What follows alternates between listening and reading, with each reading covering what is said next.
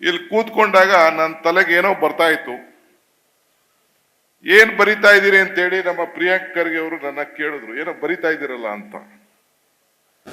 ಆಗ ನನ್ನ ತಲೆಗೆ ಓಡ್ತಿದ್ದು, ಈಗ ತಾನೇ ಶಕ್ತಿ ಯೋಜನೆಗೆ ಸಂಬಂಧಪಟ್ಟಂತ ಬಸ್ಸನ್ನ ಚಾಲನೆ ಮಾಡಿಬಿಟ್ಟು ಬಂದು ಹೊಸ ಬಸ್ಸು 1000 ಬಸ್ಸು ಆಡ್ ಮಾಡ್ತಾ ಇದ್ದೀವಿ.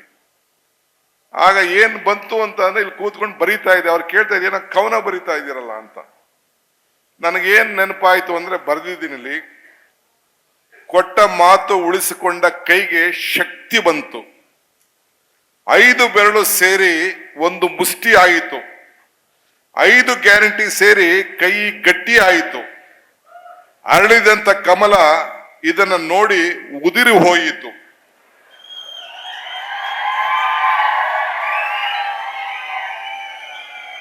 ಅತ್ತ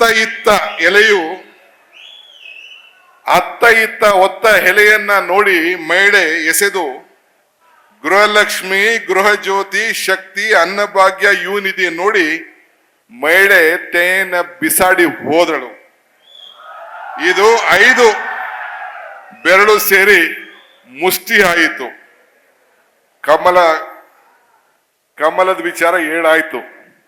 ಕಾಂಗ್ರೆಸ್ ಪಕ್ಷ ಕೊಟ್ಟ ಮಾತನ್ನ ಉಳಿಸಿಕೊಂಡು ನುಡಿದಂತೆ ನೋಡಿ 5 ಬೆರಳು ಸೇರಿ 5 ಗ್ಯಾರಂಟಿ ಸೇರಿ ಕೈ ಗಟ್ಟಿ ಆಯಿತು, ಕೈ ಮುಷ್ಟಿ ಆಯಿತು.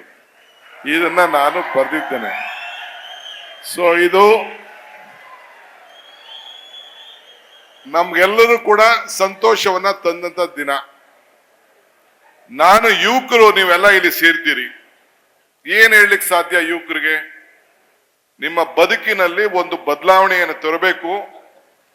ಹಿಂದೆ ಬಿಜೆಪಿ ಸರ್ಕಾರ 2 ಕೋಟಿ ಉದ್ಯೋಗಗಳನ್ನ ಸೃಷ್ಟಿ ಮಾಡ್ತೀವಿ ಅಂತ ಹೇಳಿದ್ರು.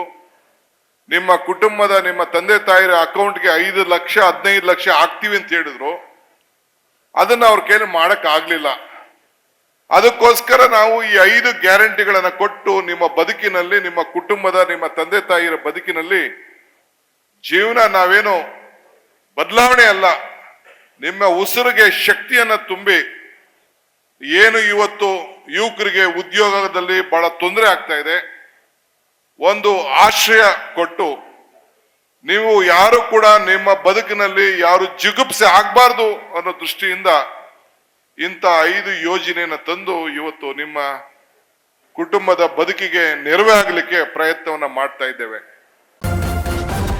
ನ್ಯೂಸ್ ಫಸ್ಟ್, ನಿರ್ಭೀತಿಯಿಂದ ನಿಮ್ಮ ಪರವಾಗಿ.